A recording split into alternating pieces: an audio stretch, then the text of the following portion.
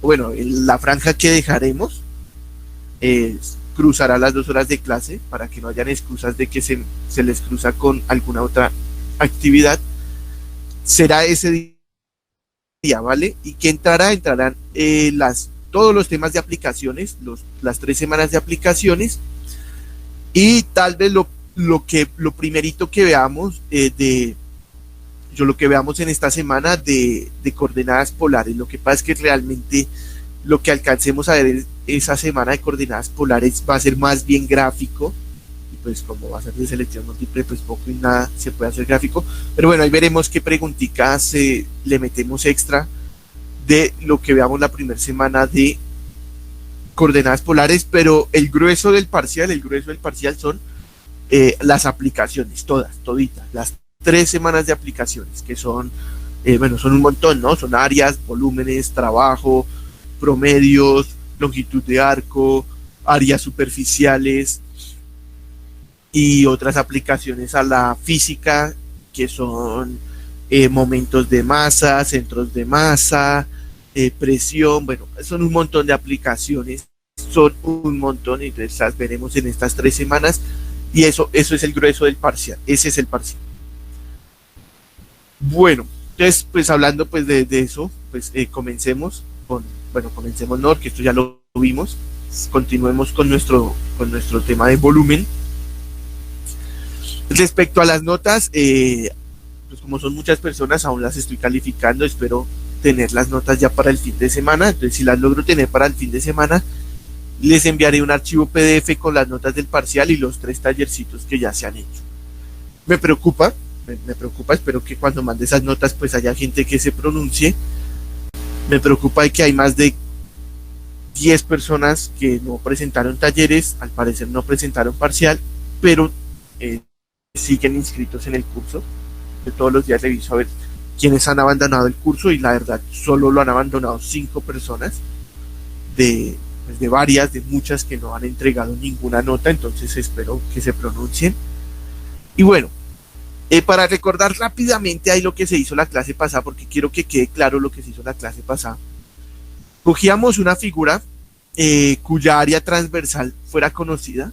El área transversal era imaginarse que se cortaba esto con un cuchillo. Para ser más formal era cortar esto con un plano, pero bueno, imagínese que usted corta esto y entonces al ladito le queda una figura. Suponíamos que el área de esa figura la conocíamos. Entonces, ¿qué hacíamos?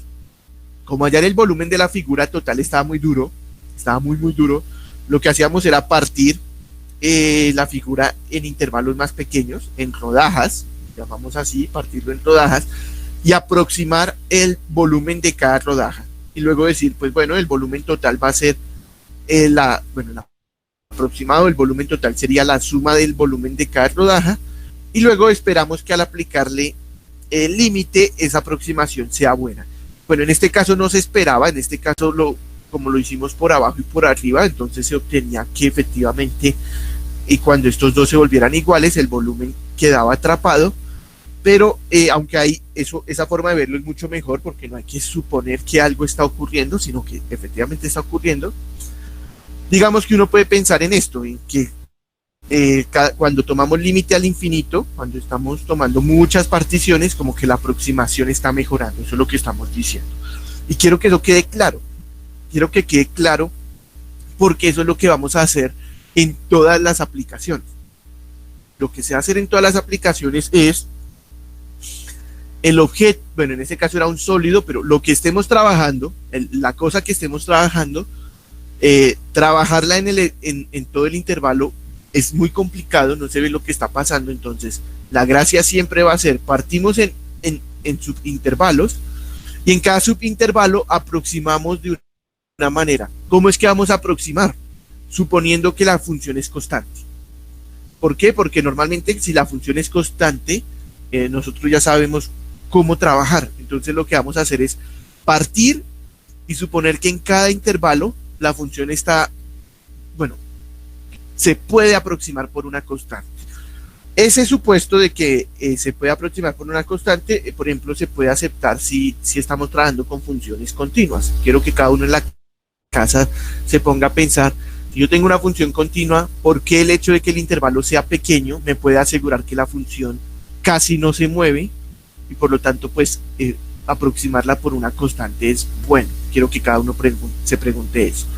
Y entonces, como ya sabemos trabajar cuando la función es constante, pues trabajamos cuando es constante, hacemos todo lo que haya que hacer suponiendo que la función es constante, decimos este es un buen aproximado, ya sabemos cuánto da, le aplicamos límite, bueno, primero sumamos todo para que pues, obtener el de toda la figura y luego decimos, bueno, como esto es una aproximación y la aproximación mejora cuando tomamos límite, pues tomamos límite y esperamos, suponemos que al tomar límite obtenemos igualdad.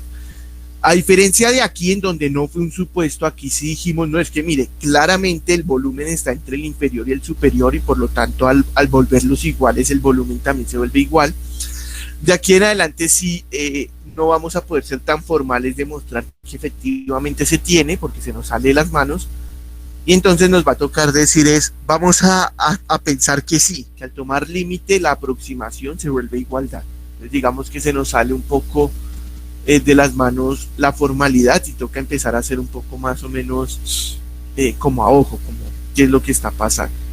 Bueno, y recordemos que lo que nos quedaba en este caso era que el volumen era la integral del área, donde el área era pues el área de la figurita que quedaba aquí. Y que teníamos dos casos particulares cuando la figurita era un círculo, ya que pues provenía de girar algo sobre algún eje, entonces quedaba un círculo y pues el área de ese círculo es conocida si conocemos el radio y en ese caso pues queda esto, queda esto y por radio al cuadrado, o puede que hayan dos cosas girando y entonces cuando giramos esas dos cosas va a quedar un sólido hueco y en ese caso pues va a quedar la figura del corte cuando cortemos vertical u horizontalmente. Nos va a quedar aquí está el nombre, una corona circular, que no es más que un círculo al cual se le quitó un círculo adentro. Y bueno, su área pues es exactamente al círculo de afuera se les quita el círculo de adentro. Y dijimos, esos dos casos especiales tienen nombres especiales, como aquí la rodaja que tomamos parece un disco, pues se le llama el método de discos. Como aquí la rodaja que tomamos se parece a una arandela, se llama el método de arandelas, pero en verdad son el mismo método y son caso especial de un método más general que es el método de la rodaja, lo vamos a llamar así. El método de la rodaja es tomar rodajas suponiendo que el área transversal, de sección transversal, es conocida. El verdadero nombre es ese, ¿no? El método, cuando el área de sección transversal es conocida, pero pues para que entendamos que es el de partir en rodajas, pues lo vamos a llamar así, el método de la rodaja. Y entonces dijimos, bueno, también se puede girar en el eje Y, eso no tiene ningún problema, también se pueden girar sobre líneas que no sean el eje. ¿Y qué va a pasar? Pues en ese cambio lo único que pasa es que cambia el radio, entonces aquí hay que ajustar que el radio ya no es F, sino F menos K y queda al cuadrado, pero bueno, eso no nos importa. Lo importante es que tenemos un último caso de sólido de revolución, entonces es un sólido que como es de revolución, sí o sí al cortarlo nos van a quedar círculos. El problema es que a diferencia de los otros dos casos, el tamaño del círculo no se va a conocer o va a ser muy difícil de conocer. Recordemos que cuando tenemos la función en X, esto es una función de X, ¿vale? Esto es una función de X, y yo lo giro en el eje X, pues el radio es la misma función, y entonces como yo ya conozco la función, obviamente conozco el radio y ganamos. Si en cambio yo tengo una función de Y, yo tengo aquí una función de Y, y la giro en el eje Y, pues entonces de nuevo el radio, en ese caso para obtener círculos me toca hacer el corte horizontal, aquí para obtener el círculo tomo corte vertical. En ese caso pues el radio del círculo es GY, entonces también la conozco. Entonces cuando yo tengo una función en una variable y la giro en el mismo eje de la variable, digamos que no hay ningún problema, sí o sí se conoce el radio y sí o sí se puede hacer por el método anterior. Pero cuando yo tengo una función en X, pero que gira en el eje Y, entonces esto, digamos que al girar nos va a quedar así como una especie de cilindro, ¿no? De cilindro con esta forma, ¿no? No, más bien así. Bueno, espero que ustedes tengan buena imaginación. Yo no tengo buena imagen, yo no tengo buen dibujo. Entonces toca que ustedes tengan buena imaginación, como Bob Esponja y su imaginación. Espero que todo el mundo entienda que esto es como una tortita, no sé, como algo que aquí va subido, luego baja y aquí es hueco, esto es un hueco. De hecho, si lo ve, genial, si no, haga un curso intensivo de imaginación, porque no, yo no voy a poder dibujar eso, está muy duro. Entonces, ojo, espero que se enteren que esto es como, sí, como una figurita donde hay un cilindro un hueco cilíndrico en el centro que corresponde a este espacio que hay aquí, una parte aquí circular que tiene como una montañita que corresponde a esta montañita de aquí, y luego otra parte circular que corresponde a un valle que corresponde a este valle de aquí. Espero que entiendan eso. Y entonces uno llega y dice, bueno, si cogemos esa figura y hacemos el corte vertical, pues como que uno no sabe qué está dando. De hecho, pues no, la verdad uno no entiende qué es lo que está dando. Es probable que esté dando como una especie de medio rectángulo abajo, pero arriba, por culpa de estas montañas, realmente no se sabe qué es lo que está quedando arriba cuando hagamos este corte. Y además tenemos el problema que decíamos la clase pasada: al tomar ese corte, aun cuando sepa cuál es la figura, es muy difícil descubrir cuáles son, digamos, las dimensiones de esa figura. Entonces, ojo, aquí arriba, cuando decimos que el área debe ser conocida, no es solo saber qué figura es, sino que nos toca saber cuál es el área de esa figura. Entonces de nada nos sirve decir, no, sí, mire, la figura va a ser esta, y uno dibujar la figura ahí bien bonita, si no sabemos las medidas y por lo tanto el área de dicha figura. Entonces digamos que tomar el corte horizontal, pues está muy duro. Entonces uno dice, el vertical. Entonces uno dice, tomemos el corte horizontal. Y entonces nos damos cuenta que al cortar esto de manera horizontal, pues nos van a quedar puros círculos por el hecho de que esto pues está girando. Entonces, como esto está girando, en el eje Y, al tomar el corte horizontal, quedan puros círculos. Pero ¿cómo son esos círculos? Digamos que cuando nos paramos por acá, bueno, supongan que esa vaina fue horizontal, pues uno se da cuenta que aparece un círculo que es hueco. Realmente aparece un hueco que es desde el eje hasta aquí, eso es un hueco. Luego aparece otro círculo que sí va llenito. Luego aparece otro hueco. Y luego aparece otro llenito. Entonces uno dice, bueno, como son un montón de círculos, algunos llenos y otros huecos, pues yo puedo hallar el área de eso simplemente al más grande, quitándole, por ejemplo, en este caso, ¿no? Sería al más grande, quitarle el mediano, luego sumarle el segundo mediano, y al final quitarle el más pequeño. Y uno dice, listo, puedo hallar el área, genial, pero para poder hacer ese procedimiento necesito conocer el radio de cada uno de estos círculos. ¿Y cuál es el radio de cada uno de estos círculos? Pues es el punto donde está haciendo corte. Entonces cada punto donde hace corte me da un radio. Entonces realmente para hallar el radio lo que estoy haciendo es buscar los puntos de corte. Pero eso ustedes ya lo han hecho, cuando uno traza una recta horizontal, no sé, a la altura K, supongamos que esto es K, y buscar cuáles son los puntos de corte con esa recta horizontal K, pues es lo mismo que preguntarse cuándo la función vale K. Entonces nos estamos buscando cuándo la función vale K. Y eso, aunque uno lo puede preguntar ahí bien fácil, busquemos cuándo la función vale K, en la práctica eso es horrible. Horrible es horrible. Solo para que se pongan a preguntarse qué tan horrible es, pues ustedes ya pasaron un par de semestres trabajando con polinomios, preguntándose cuándo un polinomio vale 0.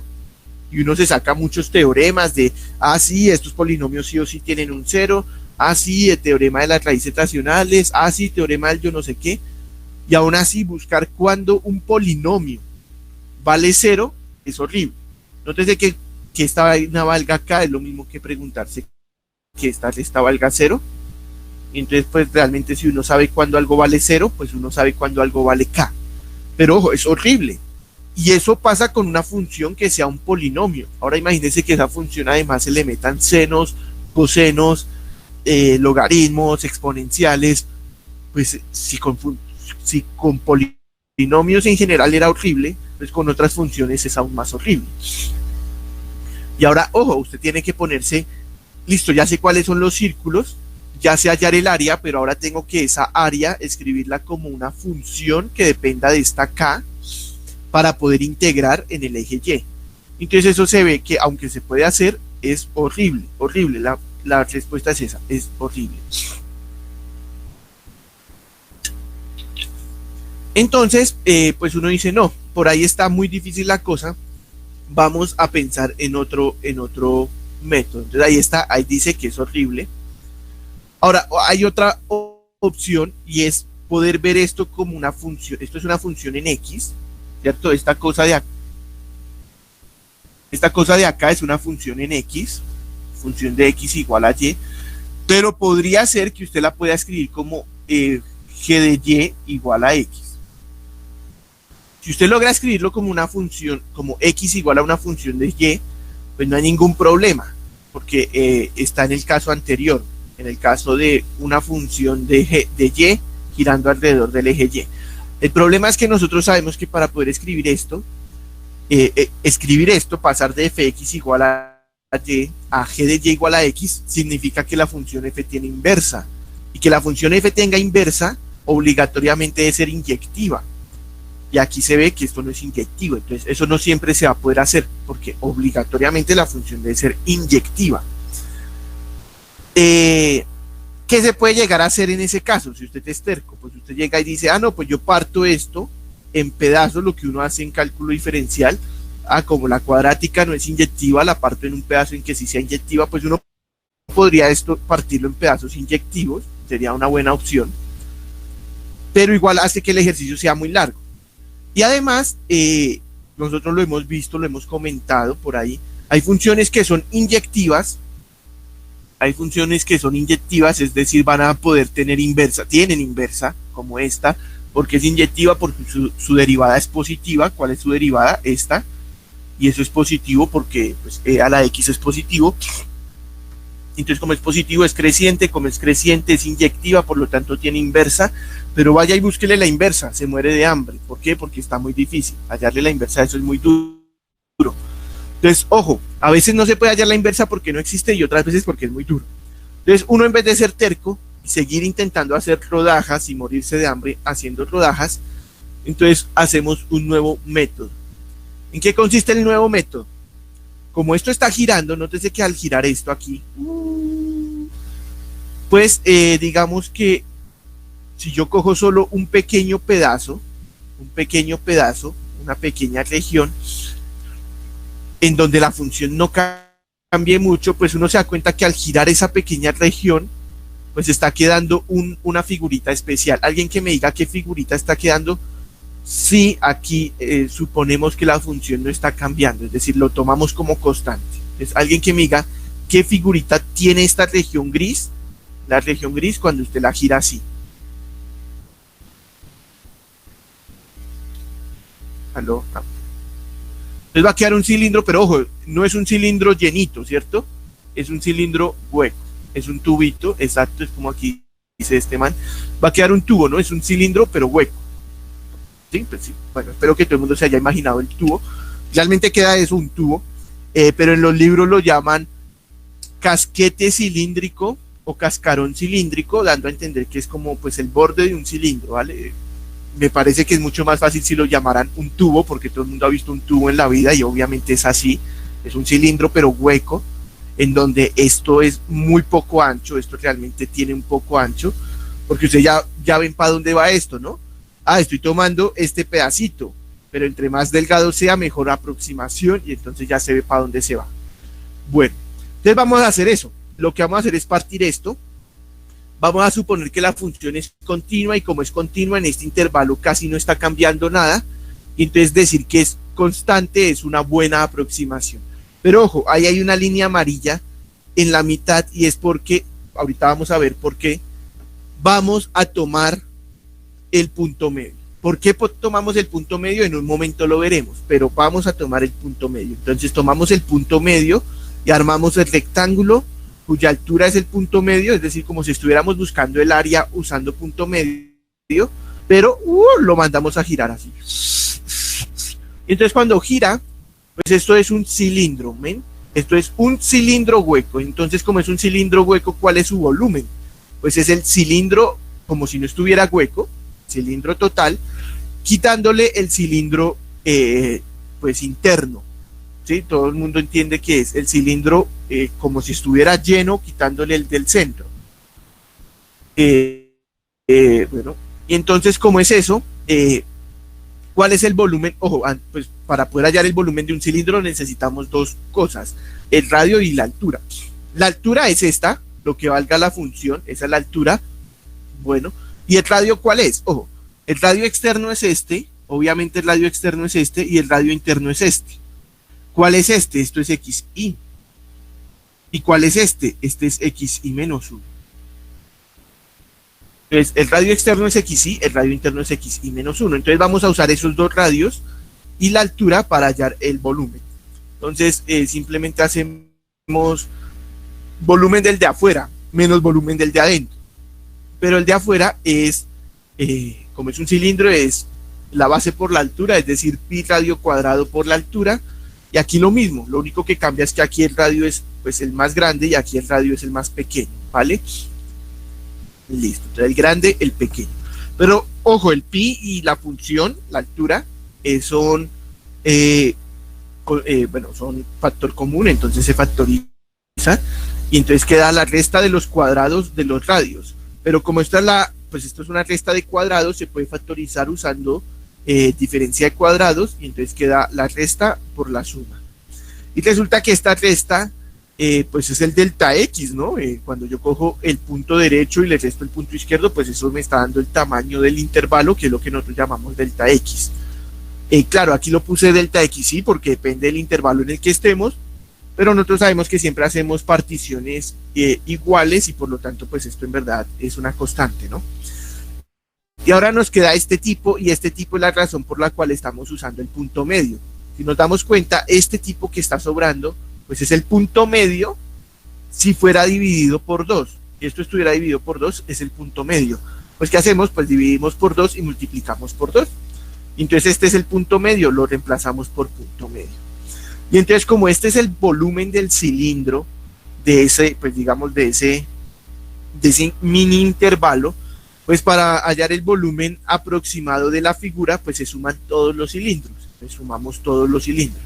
Entonces nos damos cuenta que tenemos aquí el delta X, tenemos aquí la función aplicada en un punto, multiplicada ese mismo punto por 2pi. Entonces nos damos cuenta, así como se tenían que dar cuenta en el parcial, que esto es la suma de Riemann, ojo, no de la función f, obviamente no es de la función f. ¿De cuál función es? Es de la función 2pi x fx.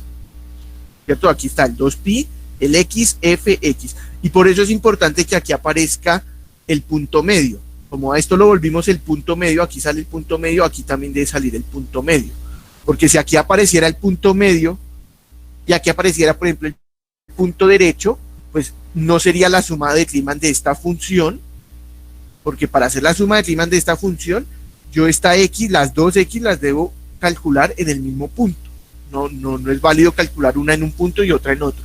Por eso usamos el punto medio, por el hecho de que aquí en la mitad, por esta diferencia de cuadrados, aparecía la expresión del punto medio.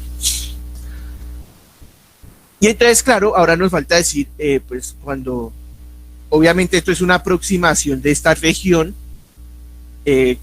cuando hacemos límites, suponemos que esa aproximación pues mejora, de hecho, bueno, más bien cuando tomamos intervalos más pequeños, la aproximación mejora y esperamos que al tomar límite, pues obtengamos el resultado exacto. Entonces tenemos que el volumen es la integral de 2pi x fx. Y ojo, si usted se da cuenta, es algo totalmente diferente a lo que teníamos antes. Antes era el volumen en la integral del área, así. ¿Y pues de cuál área? Pues depende de la figurita que quede cuando usted tome el corte. Aquí es el volumen volumen es la integral de 2πx fx. Como una forma fácil de recordar esto, nótese que cuando usted está girando esta región, ¿cierto? Vale, la vamos a dibujar. Perdonen el dibujito, yo sé que el dibujito es asqueroso. De hecho, ustedes dicen como yo había entendido hasta que hizo ese dibujo, ya con ese dibujo no entendí nada. Pero tenemos eso, ¿no? Imagínense que ese es el tubo. Pues vamos a hacer el mismo truco que uno hace cuando se está buscando el área de un cilindro. Cuando se está buscando el área de un cilindro, lo que uno dice es corte, ¿no? Corte, pum, pum, pum, y estire, y entonces el cilindro se vuelve un rectángulo. En este caso, nuestro cilindro hueco, si ustedes cortan y estiran, pues espero que se den cuenta que lo que está quedando es, digámoslo así, como una lámina, ¿sí? Queda una lámina donde, pues, ¿cuáles son las medidas de esta lámina? Esta lámina de aquí, lo de abajo mide delta x. Esto de aquí, que sería la altura, es la función en el punto x, bueno, en el punto x medio, pero lo vamos a llamar así, es la función en x, pongámosle que es como la función en x. Y esto es el radio. Bueno, no es el radio, esto era un círculo que al estirarse, pues entonces, ¿cuánto va a medir? Pues va a medir 2π veces el radio. ¿Pero cuánto es el radio? El radio es lo que hay desde aquí hasta aquí, es decir, x medio. Pero pues como aquí le quitamos la lineecita que indica medios, pues aquí también se la quitamos y decimos que el radio es 2πx. Entonces una forma de recordar esto es decir, bueno, como yo estoy hallando el volumen de estos cilindros, pero eso es lo mismo que el volumen de esta lámina. El volumen de esta lámina es 2πx por fx por delta x. Entonces ahí está, ¿no? 2πx, fx y el delta x es el que se vuelve el dx, y lo que estoy haciendo es una suma, esa suma se vuelve integral. Entonces uno recuerda de dónde sale cada cosa, 2πx, fx, dx. Y digamos, eso sirve por si a usted eventualmente le mueven las cosas. Entonces uno dice, bueno, todo ese razonamiento fue suponiendo que yo estaba girando, que la región que yo estaba girando era desde la función hasta el eje, y lo giraba alrededor del eje Y. Pero ¿qué pasa si por casualidad me mueven la línea sobre la cual me estoy moviendo? Entonces, si uno se da cuenta, si a mí me mueven la línea sobre la cual me estoy moviendo, pues la altura sigue siendo la misma. ¿Qué es lo que me están cambiando? El radio. El radio ya no va a ser x, ahora va a ser x más este pedacito, o x menos este otro pedacito. Entonces, cuando me mueven el eje, lo único que me mueven es el radio. Y entonces, ¿qué va a hacer? Lo único que me va a mover es la parte que tiene que ver con el radio. Entonces, por eso es bueno entender que este de aquí es el radio, este de aquí es la altura. Entonces, cuando me mueven el radio, pues muevo esta x, ya no va a salir x, sino x menos k. Si estoy moviéndome, si me estoy moviendo en la línea k, cuando digo k es x igual a k, y estoy girando sobre esa, pues el radio ahora va a ser x menos k. Entonces, pues, claro, si el k es negativo, ese menos k va a ir sumando, y pues obviamente es porque el radio es más grande. Entonces, eso lo único que me está moviendo es el radio, ¿vale? Y de la misma manera, si a usted le mueven la altura, usted le dice, no, es que usted ya no está girando, usted ya no va a girar desde la función hasta el eje, sino que solo va a girar este pedazo de región. Entonces, ¿qué es lo que le están cambiando? Llamemos esto F y esto G.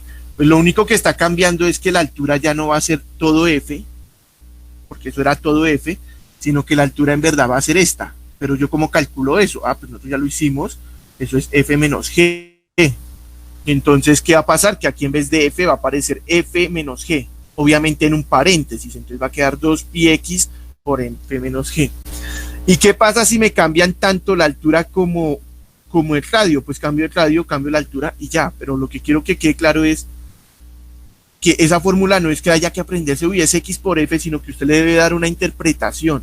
Esta x sale por el radio, esta f sale por la altura, y entonces en caso de que usted esté en otra situación, pues igual usted solo busca el radio, busca la altura y ya, pum, las pone ahí. Listo. Una última observación con algo que me preguntaban ayer es, yo cómo sé cuál método hay que usar. El método a usar pues depende de la figura que usted esté usando. Y pues, ¿qué pasa? Bueno, primer cosa, este método, el de los cilindros, solo funciona, solo tiene sentido si usted está girando. Entonces esa es una primera cosa. Si usted no está girando, si a usted le dan ahí un pepino, le dicen allí el volumen de ese pepino, usted dice, uy, pero este pepino no está girando en ningún lado, pues tiene que hacer rodajas. Es absurdo intentar hacer cilindros. Los cilindros solo se pueden hacer cuando hay un giro. Ojo, aquí hicimos giros en el eje Y, pero realmente se pueden hacer giros en el eje X. Entonces usted llega, tiene aquí una función en el eje Y, eso es una función respecto Y, y usted gira. Lo que sí es claro es que, ojo, cilindro se usa cuando usted tiene función en un eje, más bien en una variable, usted tiene función en una variable y lo hace girar en el otro eje. Entonces, ¿por qué? Porque es que ahí es cuando usted va a poder formar los cilindros. Si usted está haciendo girar una función en su mismo eje, usted no puede formar los cilindros, simplemente inténtelo. Entonces, ayer me preguntaban, ¿cuál método usar? Pues, lo primero es, imagínese la figura que usted está haciendo, imagínese si eso lo puede aproximar por cilindros. Si usted puede aproximarlo por cilindros huecos, entonces puede usar esta técnica. Si no puede hacerlo por cilindros huecos, si no se la puede imaginar aproximándola por cilindros huecos, no se puede usar esta técnica. Y lo mismo la otra. Si usted tiene una figura, cuando toma rodajas, usted dice, al tomar rodajas, ¿conozco el área de la rodaja? O bueno, más bien el área de la cara de la rodaja, pues puede usar el método de la rodaja. Pero si usted no sabe ni siquiera qué figura le va a quedar la rodaja o no sabe el área, no va a poder usar rodajas. Y ya eso es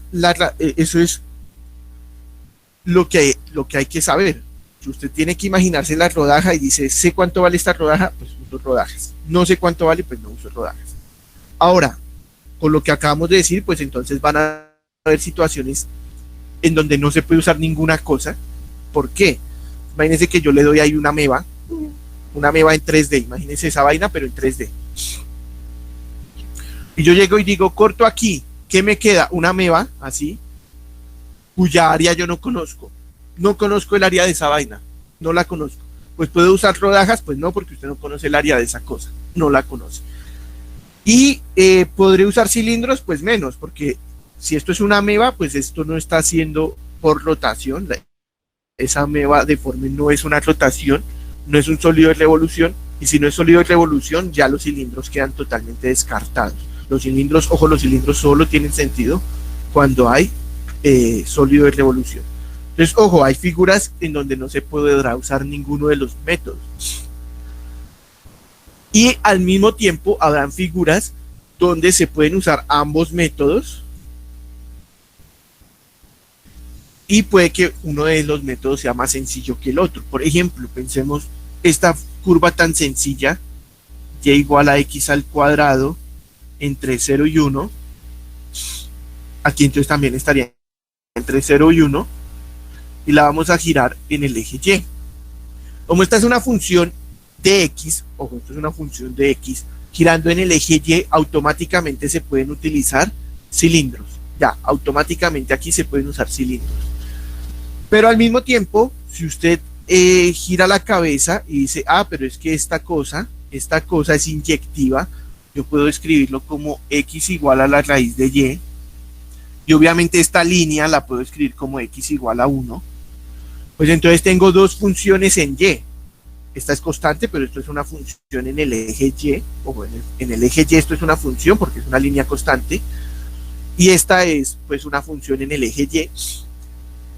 Entonces yo también puedo hallar pensar que cuando estoy tomando corte horizontal, pues esto me queda el caso de arandelas, ¿no? Me está quedando una corona circular donde el radio externo es 1, el radio interno es la raíz de y entonces pues simplemente se hace pues un círculo que mida 1 menos un círculo que mida raíz de y ya, todos ganaron, felices, felices todos.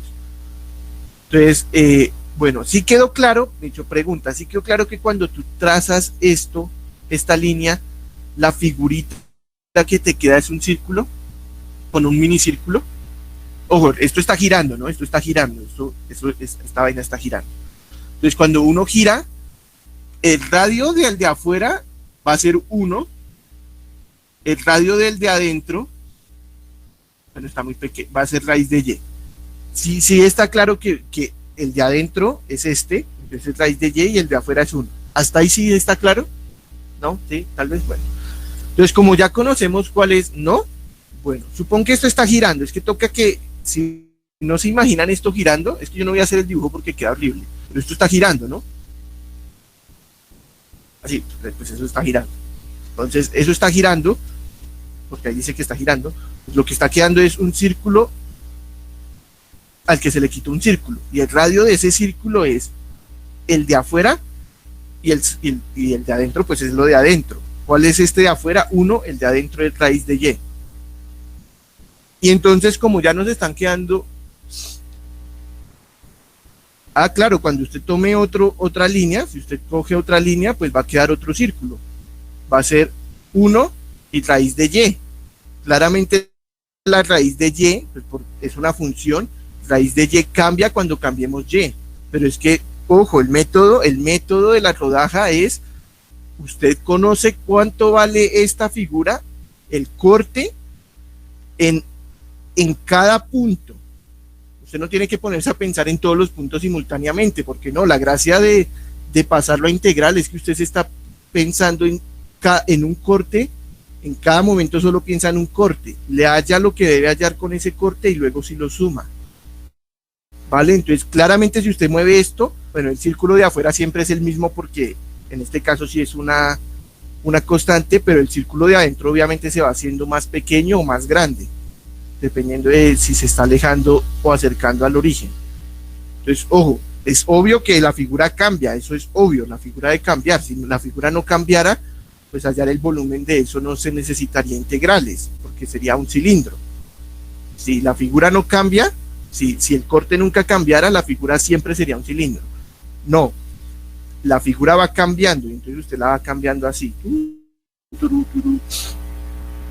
entonces dijimos, como nos está quedando estos dos círculos, el área de esos dos círculos yo los conozco, entonces si yo quisiera hallar esto con el primer método que conocemos, pues lo que hay que hacer es integrar el área.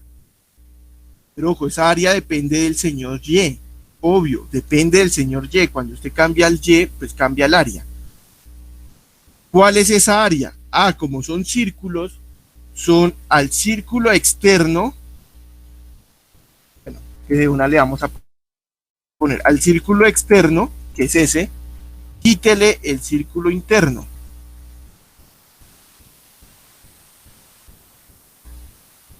Entonces, al círculo externo, quítele el círculo interno. Ese es el área cuando usted toma el corte. Entonces, usted está cortando corte horizontal. ¿Por qué? Porque está trabajando en la variable y. Toma corte horizontal, halla el área, es círculo externo menos círculo interno. Y pues bueno, en este caso, pues la cosa se vuelve muy sencilla.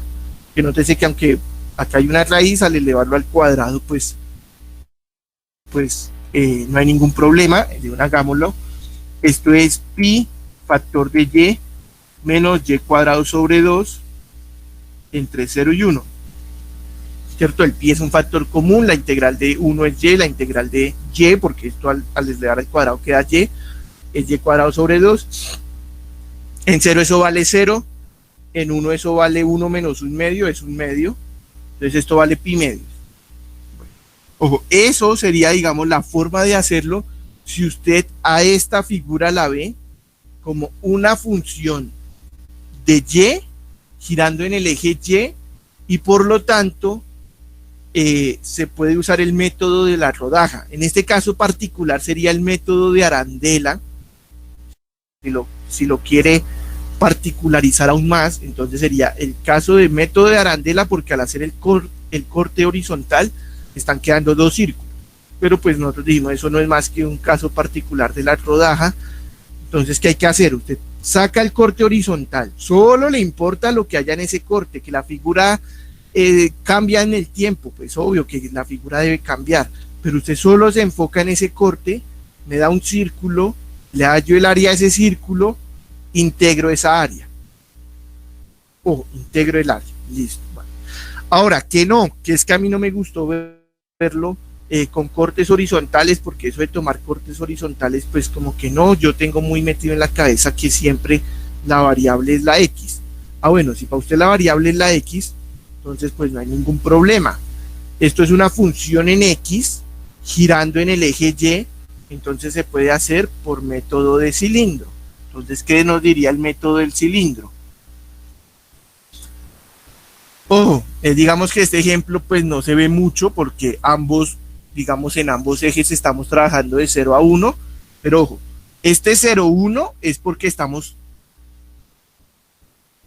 trabajando el eje Y en el eje Y estoy cambiando de 0 a 1, ¿vale? Entonces, esta integral queda de 0 a 1 porque en el eje Y estoy trabajando de 0 a 1. Si aplico cilindros en esta situación, entonces estoy trabajando en el eje X. Entonces en el eje X también estoy de 0 a 1, pero ojo, son diferentes, ¿vale? Porque si la figura no fuera simétrica, pues entonces eso sí cambia. Entonces voy a trabajar de 0 a 1. ¿Cuál función es? La función es x al cuadrado, pero este x al cuadrado es la altura, entonces la altura es x al cuadrado. ¿Cuál es el radio? Pues el radio es x porque estoy girando en el eje, no me moví, entonces como giro sobre el eje, el radio es x. Como ese radio pues es realmente, como aquí va, es la extensión del cilindro cuando lo abro, pues realmente viene de un círculo, ¿no? Entonces debe ir 2pi por r, entonces queda 2pi por r. Y el de x. Y ya, se acabó. Y entonces uno dice, listo, ya se acabó. Esto es 2pi x a la 4 cuartos entre 0 y 1. Y bueno, esto se cancela. Bueno, en 0 vale 0, en 1 vale 2pi cuartos, que se cancela y queda pi medio. Y ya, se acabó. Entonces, ojo, son dos formas de interpretar el mismo ejercicio. Entonces aquí tenemos una función de x girando en el eje Y. ¿Qué podemos hacer? Podemos verlo como cilindros. Entonces, por el método de los cilindros, integramos en x la función de x que nos da la altura, el radio, que en este caso pues es la misma x, y pues bueno, multiplicado por 2pi, porque esto es verdad, es el perímetro del círculo que se está formando al girar, o lo transformamos todo al eje Y, tomamos cortes horizontales, nos damos cuenta que están saliendo dos círculos, uno de radio 1, otro de radio raíz de Y, restamos esos dos círculos, el área de los dos círculos, entonces hay que elevarlos al cuadrado, e integramos en el eje Y. Ambos métodos son igualmente válidos. Si uno se da cuenta, en este caso, por las cuentas, pues el camino azul como que es más fácil que el camino rojo, las cuentas del camino azul son más sencillas, pero ojo, eso no siempre va a ser así. Veámosle por qué no siempre va a ser así. Cuando estamos trabajando con rodajas, como estos siempre van a ser círculos, pues siempre van a quedar las funciones al cuadrado. Entonces cuando elevamos la función al cuadrado, puede que la cosa se simplifique o se complique. En este caso, por ejemplo, había una raíz de Y. Integrar raíz de Y no es nada difícil, pero supongamos que en vez de raíz de Y estuviera la raíz de 1 menos Y al cuadrado. Integrar eso ya es más complicado, pero como está al cuadrado, pues se cancela la raíz y realmente queda algo sencillo. En cambio, aquí la función no queda al cuadrado, queda la función común y corriente y además va multiplicada por una x. Pues en este caso quedó sencillo, pero si por ejemplo la función original fuera una raíz bien extraña, pues aquí digamos se nos puede estar complicando mucho nuestra integral. O por ejemplo, si fuera un bueno, alguna cosa hay que al multiplicarse por x se complique, pues puede que esta integral sea muy difícil, mientras que esta al elevarse al cuadrado puede que se vuelva sencilla. Ojo, también puede ocurrir lo contrario, puede que al elevar al cuadrado la función se nos complique un montón, mientras que al multiplicarla por x pues quede sencillo, tal vez aplicando un partes. Entonces depende, ¿cuál camino es más fácil? Todo depende. Eso sí, recordemos que los cilindros tienen digamos la restricción de que solo tienen sentido cuando estamos trabajando sólidos de revolución. Entonces, si usted no está trabajando un sólido de revolución, pues ya olvídese de los cilindros, sí o sí, le toca intentar ver si usted conoce el área de la sección transversal. Entonces, cada uno tiene sus ventajas, tiene sus desventajas, hay ejercicios en donde ninguno de los dos se podrá aplicar, hay ejercicios donde usted podrá aplicar ambos, y en ese caso, pues, uno será más sencillo que el otro, o ambos serán muy sencillos, o ambos serán horribles. Y habrán casos en donde se podrá aplicar uno y el otro no. Entonces, lo que dijimos, si esta misma figura se girara en el eje X, entonces igual se pueden hacer rodajas horizontales, mientras que no tiene sentido hacer cilindro. Entonces ahí tendría un caso en donde se puede hacer cilindros, pero no, rodajas, pero no cilindros. Y si estamos en un ejemplo como este, pues de donde viene la definición de cilindro, pues obviamente se puede hacer cilindros y rodajas no. Entonces todo depende del ejercicio, si toca usar cilindro o si toca usar rodaja. Y pues lo de siempre, ¿no? En el parcial obviamente no va a haber una pista que diga, ojo, use cilindros, ojo, use rodajas. Usted mismo tiene que determinar si tiene que usar cilindros o si debe usar rodajas. ¿Cómo se sabe eso? Bueno, ya lo saben haciendo ejercicios, pero ojo, con imaginación. Realmente si se han dado cuenta, yo sé que ya todos estarán bravísimos pero es que este man con esos dibujos lo único que hizo fue complicarme más. Pero la verdad es que en esta parte ustedes deben tener mucha imaginación. Si usted más o menos imagina la figura que está, pues a la que le quiere hallar el volumen, digamos que eso ayuda mucho a saber qué método hay que usar, si tiene sentido lo que está haciendo o no. En cambio, si uno solo dice, no, gire esto, use tal método, pero uno ni siquiera se digna a imaginarse la figura, pues cuando luego esté ante el parcial y le digan, gire esto, y no le digan cuál método usar, pues va a fracasar. Entonces, ojo, antes de ponerse a aplicar cilindro o rodaja, que porque es lo que dice el libro, que como estamos en la sección de cilindros, pues sí o sí toca usar cilindros, pues no, antes de eso, intenten imaginar la figura que está quedando. Dicen, esta es la figura que está quedando, entonces puedo usar cilindros, puedo usar rodaja. Lo que sí les digo, cilindro se puede usar sí o sí cuando usted tiene una función en un eje girando en el siguiente eje, hecho en el eje opuesto. Pues cuando tiene una función de X girando en Y, si usted le da pereza buscar las rodajas en ese caso, sí o sí se puede usar cilindro. Las rodajas, en cambio, dependen de la rodaja que quede. Entonces, lo que les digo, si usted está girando una función de X en el eje X, sí o sí se puede usar rodaja, sí o sí. Pero hay momentos en que se puede usar rodaja en otras situaciones. Entonces, van a haber situaciones en que función de X girando en el eje Y se va a poder usar rodaja. Hay situaciones. O simplemente hay situaciones en que no hay giros, sino que hay una figura que no está generada por ningún giro y que también se puede hacer por rodajas. Entonces, en ese aspecto la rodaja es más poderosa, pero pues si usted dice, no, yo puedo usar cilindro y lo veo mejor por cilindros, pues hágale por cilindros, ¿vale? Vamos a ver pues lo de siempre, el par de ejemplos. No tengo el libro abierto, bueno. Entonces vamos a abrir el libro. Entonces, ojo. ¿Qué método usar? Pues depende del problema en el que usted está. Depende de la imaginación que usted tenga. Entonces, por favor, en serio, ustedes dirán, este man sí que jode, pero en serio hay que estimular la imaginación. Tienen que ser muy imaginativos para estas partes de los volúmenes, pues porque porque sí, hay que ser muy imaginativos.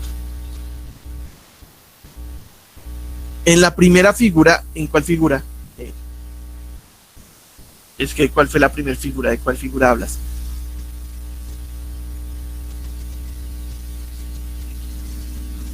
En esta figura, ¿por qué no se puede usar rodajas? Aquí en esta no se puede usar rodajas o queda muy complicado usar rodajas porque cuando tomen la rodaja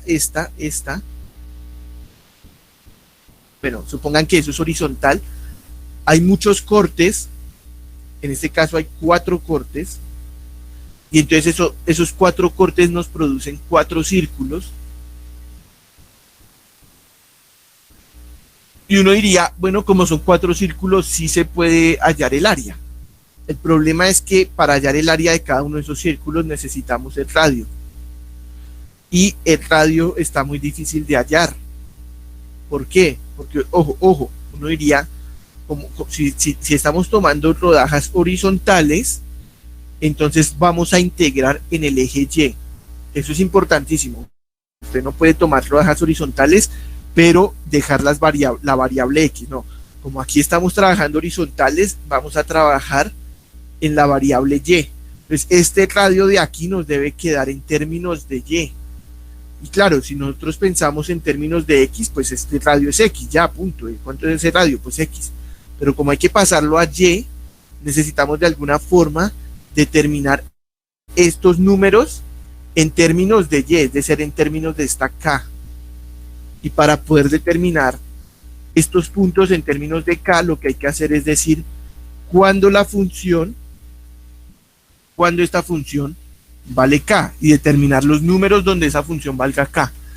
Eso nos van a quedar funciones en términos de K, en este caso nos van a quedar 4 valores que dependen de K. Pero en la práctica uno dice, bueno, pues sí, ya lo hice, entonces ya gané, ya conozco el área, pero en la práctica resolver esta igualdad, es decir, buscar cuáles son los cortes en términos de K, es casi que imposible. Es muy complicado, es casi que imposible hallar estas soluciones en términos de K. Ojo, aquí la variable, porque quiero que eso quede claro, aquí la variable es K, porque K es el que se está moviendo, y esta X es una función. La X es la que debe quedar en función, como función de términos de K, y como aquí en el dibujo se ve, van a quedar 4, lo que vamos a obtener es que van a quedar 4 funciones que dependen de K. Entonces luego nos toca integrar pues esas 4 funciones que dependen de K, obviamente está muy difícil. Y ojo, en este ejercicio está quedando 4 por la figura del ejercicio. Pero si uno ya es más loco y dice, no, imagínense que esta vaina es un peine, entonces ¿cuántos cortes van a salir? Van a salir muchos. Y entonces pues uno ya dice, no, esta vaina se complicó aún más. Por eso aquí no se puede usar rodajas, porque aunque conozcamos la figura que está quedando al cortar, ojo, la rodaja no se usa solo al conocer la figura. La rodaja se usa cuando usted conoce el área. De nada nos sirve decir que el corte horizontal nos van a dar círculos si no conocemos el área de ese círculo. Entonces, por eso aquí no se pueden usar cortes horizontales, porque aunque los cortes horizontales den círculos, no conocemos los radios, y como no conocemos los radios, no conocemos las áreas. Como no conocemos las áreas, pues no se puede hacer nada, porque recordemos que realmente lo que nosotros estamos obteniendo es que el volumen es la integral del área. Si no tenemos el área, no tenemos nada. Entonces, ojo, lo importante en el método de las rodajas, pues como dice el nombre, es que el área de la sección transversal sea conocida. No es que el dibujito sea conocido, sino que el área sea conocida. Es más, si por casualidad a usted le queda una ameba, cuando usted hace el corte, le queda una ameba que uno dice horrible, pero de algún lado misterioso el cielo los ilumina y le dice, esa ameba está horrible, pero su área vale 7, vale 8, vale tal función que depende del X o del Y, depende de qué esté integrando usted.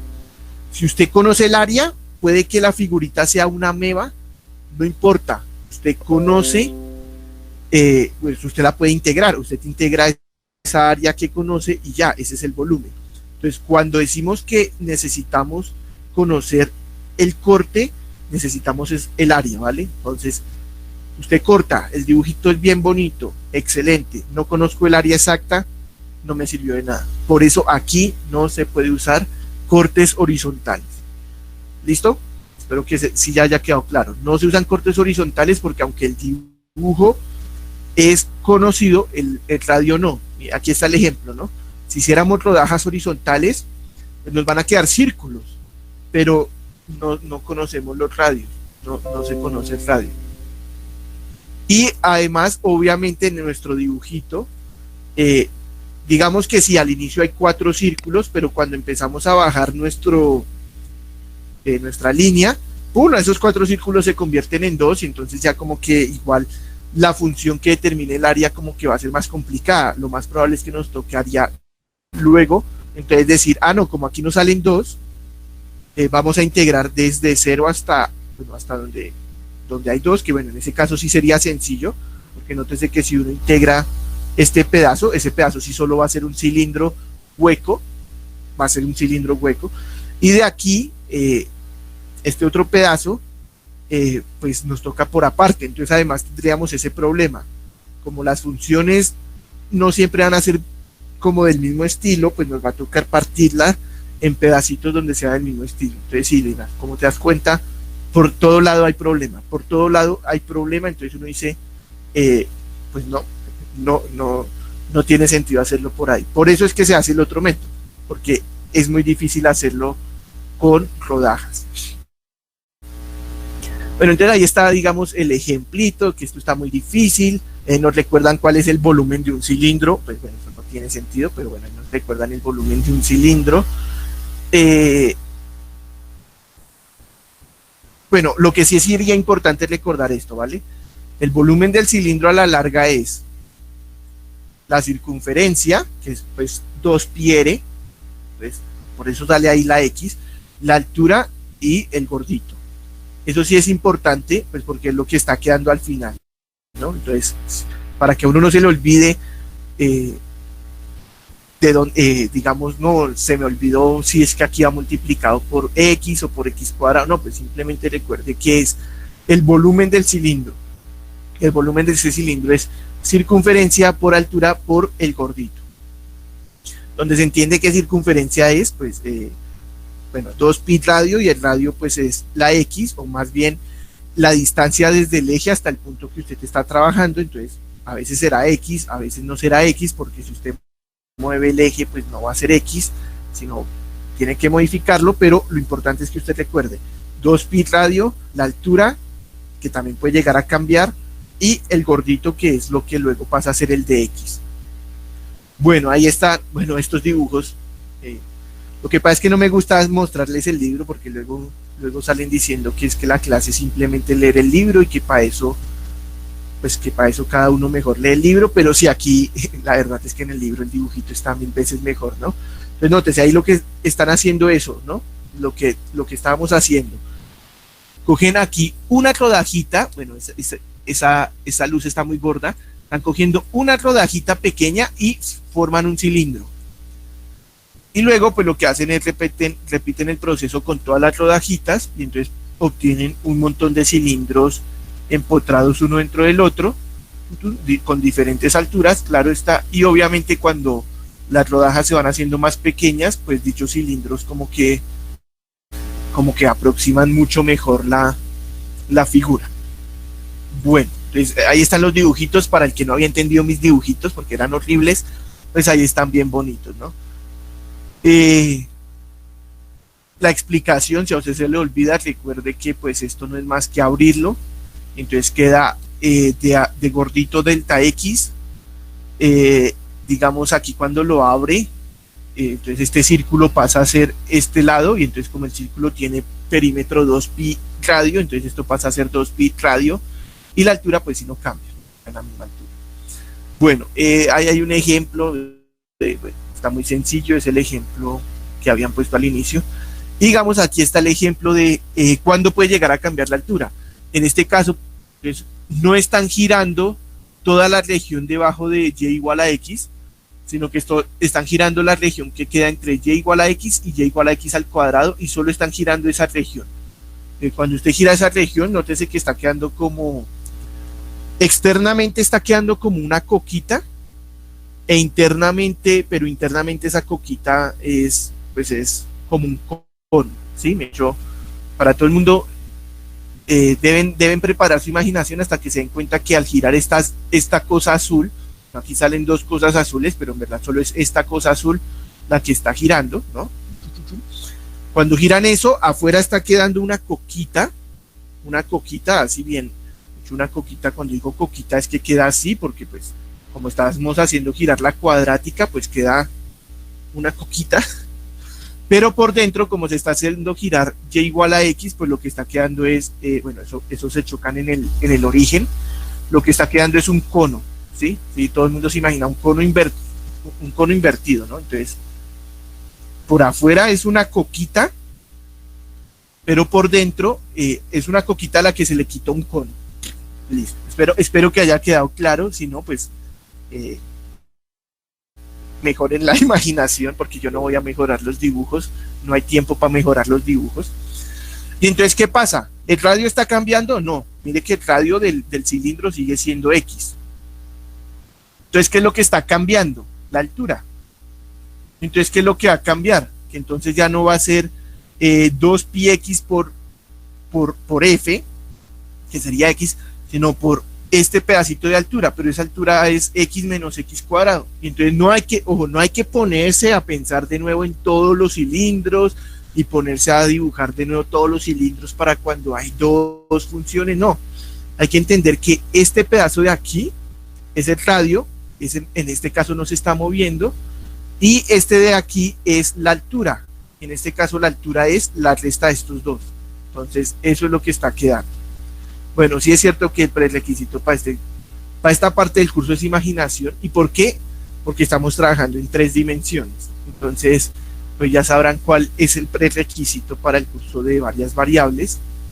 Y pues sí, todo lo que estamos haciendo aquí, imaginándonos todas estas figuras que están quedando al hacer giros, es lo que ustedes van a hacer en la primera semana de varias variables, pero con figuras más drogadas. De hecho, aquí estamos simplemente haciendo figuritas que se obtienen al girar cositas sencillas.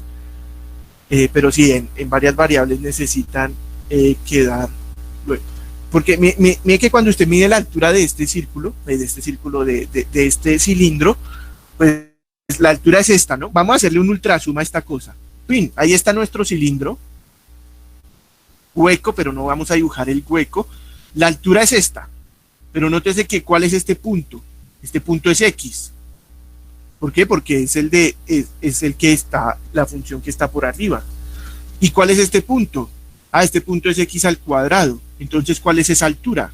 Pues x menos x al cuadrado. Es simplemente grande menos pequeño, ¿no? Entonces, la altura está quedando grande menos pequeño. El grande es x, el pequeño es x cuadrado, porque estamos entre 0 y 1. ¿No? Aquí no dice hasta dónde llega, pero es claro que llega hasta 1. Recuerden que la mayoría de ejercicios no dice cuál es el intervalo de integración, sino que ustedes lo tienen que adivinar utilizando pues la gráfica, ¿no? de las correspondientes funciones. Entonces, ¿sí quedó claro por qué queda x menos x cuadrado? ¿No? ¿Sí? Tal vez. Listo. Ojo, eso fue... puede llegar a ocurrir, pregunta, ¿será que puede llegar a ocurrir que el papel del más grande se cambie con el más pequeño, así como pasaba con las áreas? Pues sí, puede que usted extienda un poco estas líneas. Bueno, esta es la extensión de la y igual a x, que es una línea. Esta es la extensión de y igual a x cuadrado, que no quedó tan curva, pero es una parábola, ¿no? Y puede que usted diga, no, pues es que yo estoy girando esa vaina. Ahora, claro, lo que pasa es que ahí sí nos toca decir hasta dónde, no sé, hasta aquí, es porque, o si no, gira infinitamente. Y entonces ahí, pues, la figurita que está quedando sería re loca. Aquí abajo sería lo que ya dijimos, sería una coquita a la que se le quitó un pedazo de cono, y luego de ese punto sería un cono al que se le quitó un pedazo parabólico. paraboloide. Recordemos que eso lo llamamos paraboloide. Entonces, es un cono hecho aquí abajo, es un paraboloide al que se le quita un pedazo de cono, pin, y en el de arriba es un paraboloide, perdón, es un cono al que se le quita un paraboloide, pero digamos que los dos pues encajan bien bonito. Se puede ver como dos volúmenes aparte y luego se hacen encajar. ¿Puede ocurrir? Claro que sí. ¿Que está bien drogado? Pues también, pero se puede hacer. ¿Y qué habría que hacer en ese caso? Pues lo de siempre, decir, no, es que de aquí a acá voy a hacer la integral de una manera, de aquí a acá hago la integral de otra manera. Se parte el volumen pues en dos pedazos, ¿no? Entonces, ojo, eso puede ocurrir. Entonces, todo puede ocurrir, puede que las alturas cambien de papel, el más grande con el más pequeño, puede ocurrir. Pero aquí es que yo no sé por qué esta página no existe, no existe esa página, es una página en la que no existe, entonces nos perdimos ese ejemplo. Y ya, pues no hay más ejemplos, realmente pues no hay más ejemplos, luego siguen los ejercicios que ustedes ya saben, ir echándole una mirada a los que son rojitos, casi no hay rojitos, pero bueno, échenle una mirada a los que son rojitos. Y bueno, claro, con ustedes sí me sobró harto tiempo, entonces pues como nos sobró tiempo, pues genial. Vamos a, ¿dónde está esta cosa? Pues como casi no hay tiempo, chicos, es que la verdad casi no hay tiempo, pues de una le vamos a echar mano al siguiente tema. El siguiente tema, lo bueno, no hay que tener imaginación porque ya no van a aparecer cosas en 3 dimensiones. Lo malo, pues hay que tener aún más imaginación para la física. Entonces, vamos a ver otro par de aplicaciones. Bueno, otro par no, en verdad. Nos faltan como 5 o 6 aplicaciones de la integral. Pero entonces, antes de hablar de todas las demás aplicaciones de la integral, volvemos a repetir lo que dijimos hace un momento, importantísimo. Y es que aunque estos dos métodos parecen ser bien diferentes y se usan para casos totalmente diferentes, tienen una cosa en común bien importante. La cosa en común bien importante es que pues en ambos casos lo que estamos haciendo es partir el intervalo grande en intervalos más pequeños y en cada intervalo pensamos que tomar la función como cierta constante es una aproximación lo suficientemente buena. Y entonces, ¿qué va a pasar? En el intervalo total es, digamos, absurdo pensar en que la función se puede aproximar por una constante, pero en cada mini intervalo, como cada mini intervalo es suficientemente pequeño y vamos a pensar en funciones continuas, entonces se puede pensar en que cada mini intervalo tomar la función constante es suficientemente buena. Es suficientemente buena como aproximación. ¿Y qué va a pasar? Que cuando usted tiene, en este caso, por ejemplo, que el área es constante, entonces usted llega y dice, supongamos que el área es constante, pues el volumen de la rodaja es trivial, es área por delta X, y ya, salió trivial. Y además salió un delta X, eso es importante, que salga un delta X. Aquí el volumen del cilindro que queda, pues ya no es tan trivial, la verdad, no es tan fácil, pero tampoco es difícil, es simplemente esta fórmula y queda un delta X. Y no solo queda un delta X, sino que pues queda realmente una cosa, parece ser el coeficiente de una suma de Riemann. Realmente le apuntamos a que lo que aparezca aquí ya empieza a tener cara de suma de Riemann. Luego, ¿qué hicimos? Usamos el hecho de que pues si yo tenía el volumen en cada rodaja o en cada cilindro, pues el volumen del total era sumarlos todos. Entonces sumamos todos y obtenemos ahora sí una suma de Riemann. Entonces, en las aplicaciones que siguen vamos a buscar eso, vamos a esperar tener una cosa, no sabemos qué cosa, pero esperamos tener una cosa que primero, cuando usted tenga una constante, usted sepa cómo funciona la cosa. Entonces usted va a partir todo en intervalos pequeños y en cada intervalo va a suponer que la cosa ya es constante. Entonces, como es constante, usted ya sabe cómo es la cosa, calcula la cosa, lo que esté calculando, y luego esa cosa debe cumplir que su valor en el total, que lo que valga en el total, sea igual a la suma de lo que vale en cada pedacito. Es decir, ese dicho de que el total es más que la suma de sus partes, aquí no se puede aplicar. Aquí debemos trabajar con cositas que el total sea exactamente igual a la suma de sus partes. Entonces, el volumen, pues obviamente el volumen de algo es el pedacito, es la suma de sus partes.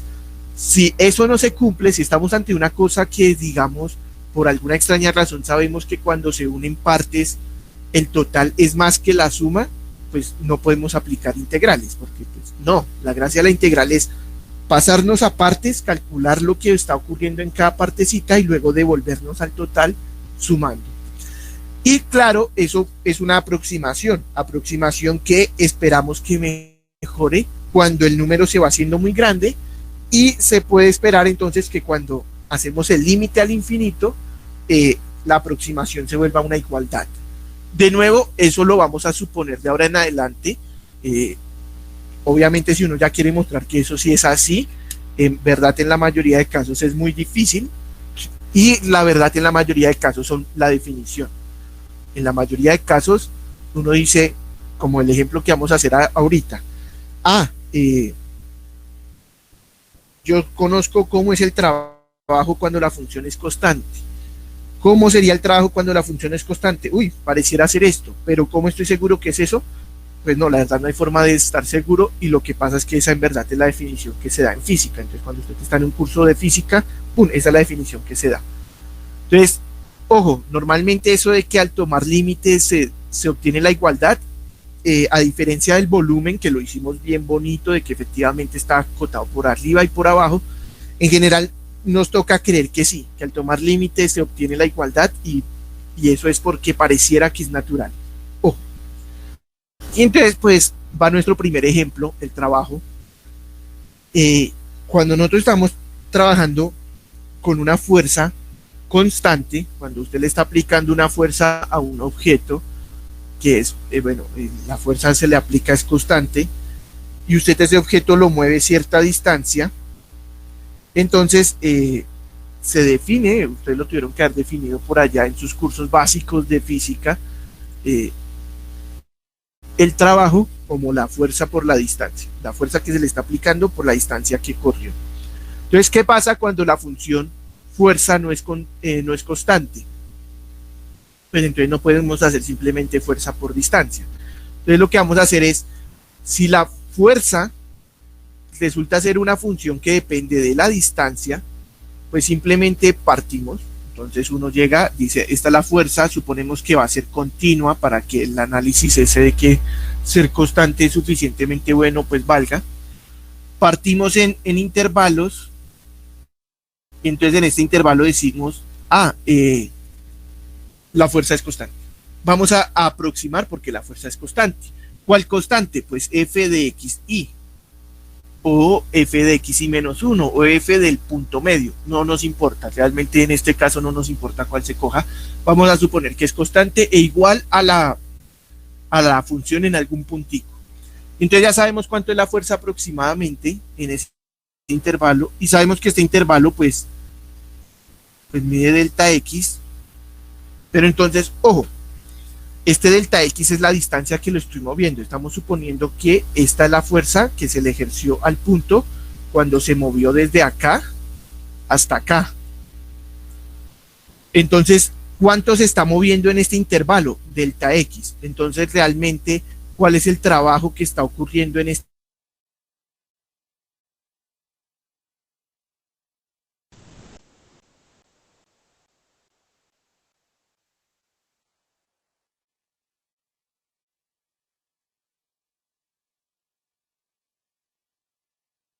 Forma en la integral de la fuerza.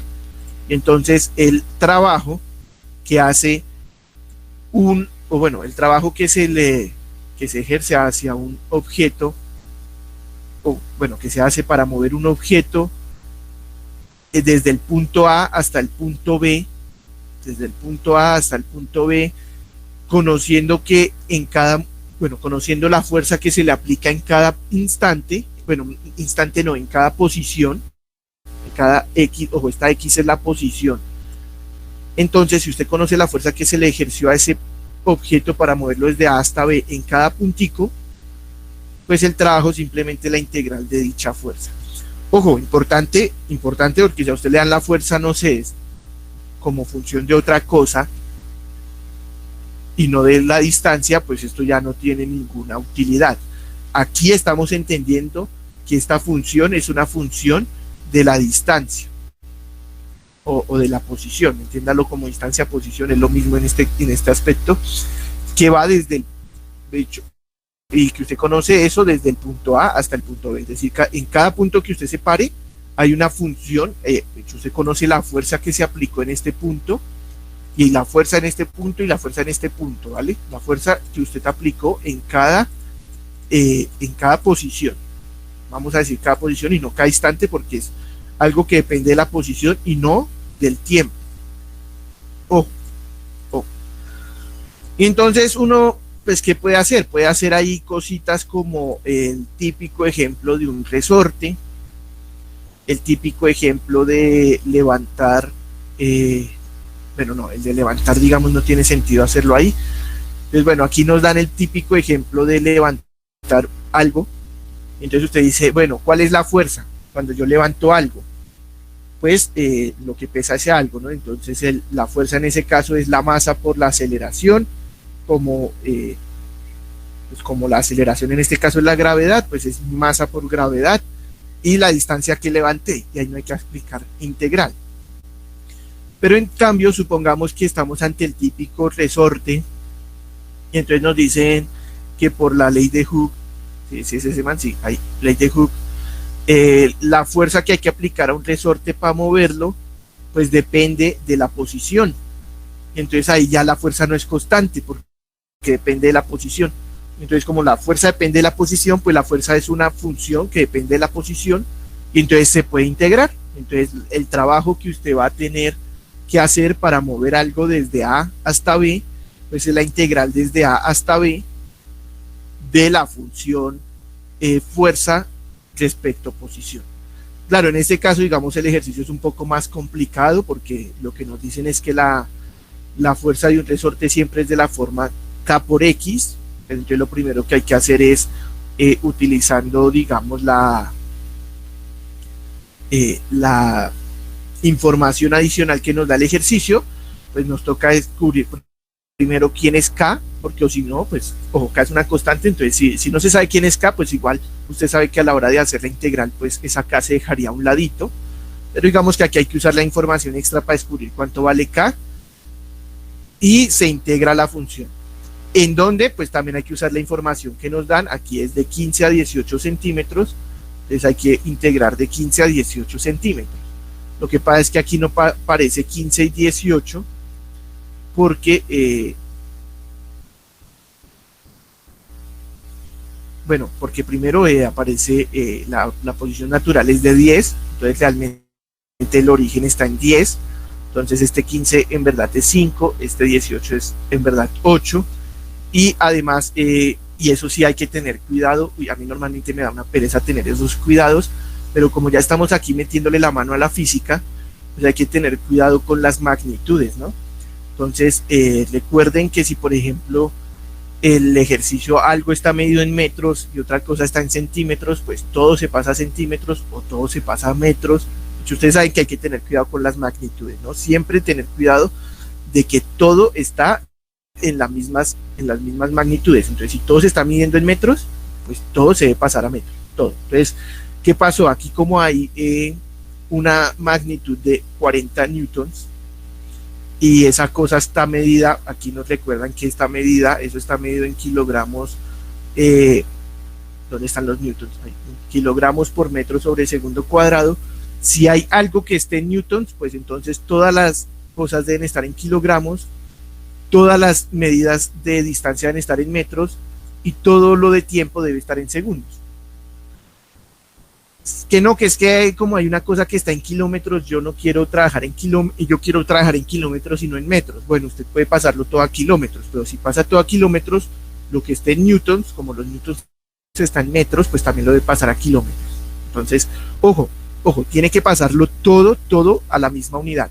Lo mejor es que usen las unidades, pues, digamos, básicas, ¿no? Que la masa sea kilogramo, que la distancia sea metro y que el tiempo sea segundos, pues porque, digamos, es lo más sencillo, porque todas las demás medidas de fuerza, de trabajo, todo está medido suponiendo que usted está trabajando en metros, kilogramos y segundos. Claro, eso es para los ejercicios que están en metros, kilogramos y segundos. Obviamente por ahí van a encontrar ejemplos que están en libras, porque como el libro es gringo, y ustedes saben que en Estados Unidos aún se sigue usando libras y pies, entonces pues van a haber cosas con libras y pies, y pues entonces toca pasarlo todo a libras, a pies y a segundos, porque bueno, al menos el tiempo sí es en segundos. Y pues también es bueno entonces sabérseles los nombres al menos a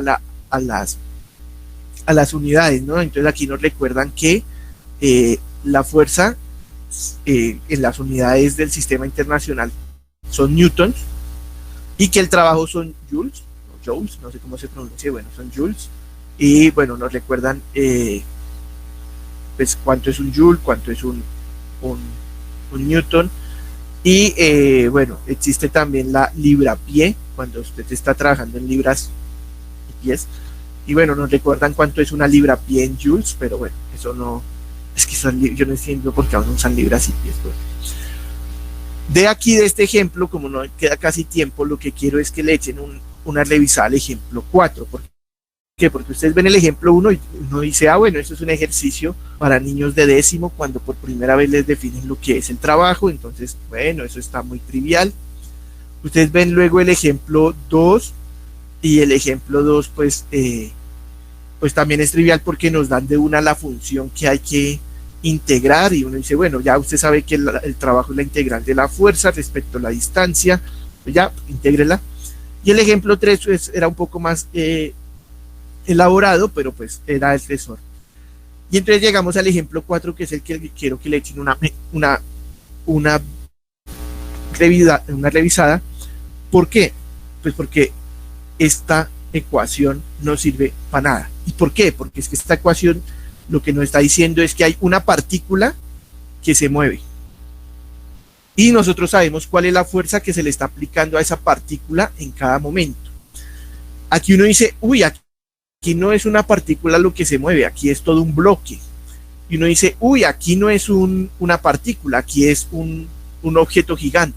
Ustedes le habrán dicho en física que uno por simplicidad, cuando uno tiene un objeto, uno le busca su centro de masa y lo que le pase a ese centro de masa, pues es lo que le pasa al objeto y pues ya todos ganamos, todos felices. Pero entonces aquí tenemos un problemón, es un cable, a alguien se le fue un cable y está subiendo el cable. ¿Qué pasa? Queremos saber cuál es el trabajo que se necesita para volver el cable, subir el cable hasta el techo. Y el problema es que si usted se pusiera a pensar, bueno, pues simplemente estoy subiendo el cable una cierta cantidad de distancia, entonces usted llega y dice, el centro de masa de este cable pues estará aquí en la mitad, entonces usted se da cuenta que hay un problema. Cada vez que usted empieza a subir el cable, pues el cable restante pues es obviamente más chiquito, entonces el centro de masa se le va cambiando y entonces uno ya no puede ir pensando que la fuerza que el trabajo que se le va a ejercer a este cable es el trabajo que se le va a ejercer al centro de masa, porque el centro de masa va cambiando. Entonces ya no podemos ver este cable como un solo objeto. Y entonces, ojo, ¿qué nos toca hacer? Nos toca partir este cable en mini cables. Eso es lo que están haciendo ahí, están partiendo el cable en mini cables, tratan cada mini cable como una sola partícula, entonces cada pedazo de cable es una partícula, y pues a esa partícula pues le buscan cuál es el trabajo para subir ese pedazo de cable. Entonces este pedazo de cable va a tener un peso y entonces esa es la fuerza que se le está aplicando, que ojo, esa fuerza es constante porque pues cada pedazo de cable va a pesar lo mismo. Y entonces bueno, listo, ese peso es constante. Y entonces, ¿qué es lo que está cambiando? Lo que está cambiando es la distancia que usted debe subir. A este pedazo de cable hay que subirlo todo esto, mientras que a este otro pedazo de cable hay que subirlo menos. Entonces, ojo, no siempre el trabajo va a ser la integral de la fuerza. No siempre. ¿Por qué? Porque no siempre se va a poder ver el ejercicio como, yo sé la fuerza que se le aplicó a la partícula en cada punto, lo parto y hago la integral. No, a veces tiene este problemón. No estoy trabajando con una partícula o con un objeto que se pueda ver como una partícula, sino que estoy trabajando con un objeto que, como va cambiando en el tiempo, pues no lo puedo ver como un solo objeto, me toca partirlo en mini objetos y hallarle el trabajo a cada mini objeto. Eso pues lo van a ver en este ejemplo y también lo van a revisar en este ejemplo. El bombeo de agua. ¿Qué va a pasar? Pues de nuevo, cuando usted va bombeando agua, pues el agua total va cambiando y entonces pues la masa va cambiando, el centro va cambiando, entonces no se puede pensar en todo el agua como un solo objeto que usted bombeó mágicamente así y lo sacó. No, no se puede hacer eso. Entonces nos toca es pensar en que el agua se debe partir en mini franjas de agua y en cada mini franja de agua preguntarse cuál sería el trabajo para sacar esa mini franja de agua, entendiendo ya toda esta mini franja de agua ahí sí como un solo punto. Entonces, ojo, eso es algo muy común, ¿no? En física, pensar en todo algo como un punto, pero en estos ejemplos no podemos pensar todo el grande como punto, entonces lo que vamos a hacer es partirlo en franjas que sí se puedan pensar como puntos, porque recordemos que igual esas franjas se van a ir haciendo muy pequeñas. Bueno, ya son las 9, esta gente sí que me deja hablar paja. Entonces échenle una revisada al ejemplo 4 y al ejemplo 5, porque nos dan a entender que esto de que pues simplemente la integral, pues, ese no era, esto de que simplemente la integral de la fuerza, pues se puede usar cuando usted tenga la fuerza como función de la distancia y pueda pensar el objeto como, pues, como un solo punto, como una partícula a la que se le está ejerciendo las fuerzas. Si no se puede hacer eso, esto como que fracasa y toca pues hacer lo que hicimos ahorita. Échenle una revisada, la volveremos a ojear el viernes y el viernes además pues bueno, terminaremos eso, ese par de ejemplos y de una valor promedio que por suerte este sí es mucho más sencillo de entender y bueno, veremos qué tanto podemos hacer en esos el viernes. Entonces nos vemos el viernes, sí, nos vemos el viernes. Juiciosos, échenle una revisada a esos ejemplos. Adiós. Chao, chao.